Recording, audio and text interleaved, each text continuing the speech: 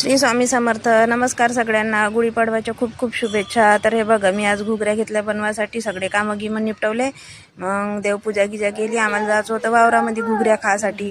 मग आता हे तर देत होतं, ते याले म्हणलं चाल तू आपल्या काकूकडे चाल म्हणलं. मग याला घेऊन गेली. याला याच्या काकूकडे देऊन दिलं ना. मी माझे कामं गिमं पूर्ण सगळे आटपून टाकले. मग कामं गिमं झाले ना. मग आता तयारी करायची होती. मग हे होतं खेळतच. मग मी केली तयारी केली, बसली गाडीवर. मग गेलो आम्ही वावरामध्ये. मग आता का बाईचं काम चालूच होतं. मग हे लागली होत्या घुगऱ्या बनवते. बा आमची बाई कशी घुगऱ्या बनवते. मग यायनं मस्त घुगऱ्या बनवल्या.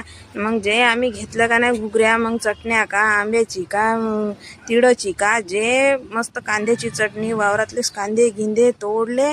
मग बसलो घेऊन चटण्या गिटण्या खाल्ल्या. मस्त बसलो घेऊन.